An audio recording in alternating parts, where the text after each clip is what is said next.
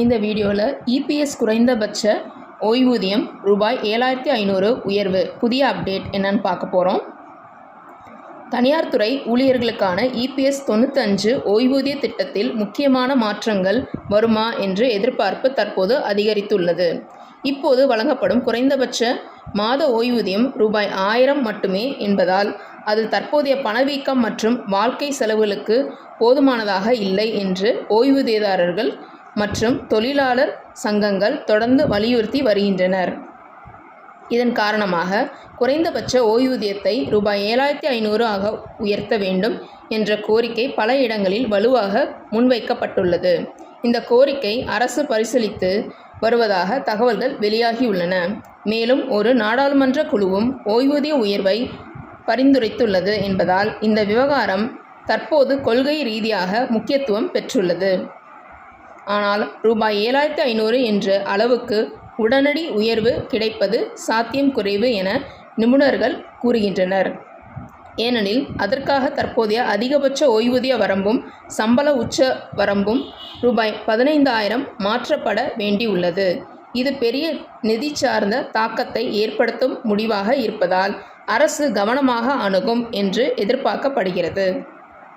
இதனால் நடைமுறையில் குறைந்தபட்ச ஓய்வூதியம் ரூபாய் 2500 முதல் ரூபாய் 3000 வரை உயர்த்தப்பட வாய்ப்பு அதிகம் என கணிக்கப்படுகிறது. இதுவே ஓய்வூதியதாரர்களுக்கு ஒரு அளவுக்கு நிவாரணமாக இருக்கும். இதற்கிடையில் இபிஎஃப்ஓ தொடர்பான சில நல்ல முன்னேற்றங்களும் உள்ளன. FY 2025-26க்கான இபிஎஃப் வைப்பு தொகைக்கு 8.25% வட்டி வழங்கப்பட வாய்ப்பு உள்ளது. இது நிதி அமைச்சகத்தின் இறுதி ஒப்புதலுக்கு பிறகு கணக்குகளில் வரவு வைக்கப்படும்.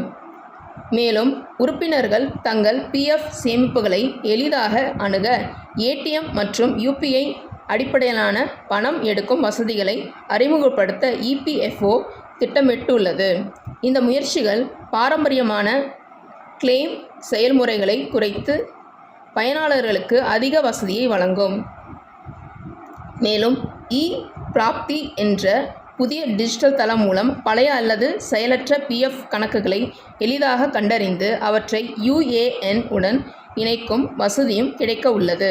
மொத்தத்தில் பார்க்கும்போது இபிஎஸ் 95 ஓய்வூதிய உயர்வு குறித்து இன்னும் இறுதி முடிவு எடுக்கப்படவில்லை என்றாலும் அது தொடர்பான விவாதங்கள் தீவிரமாக நடைபெற்று வருகின்றன.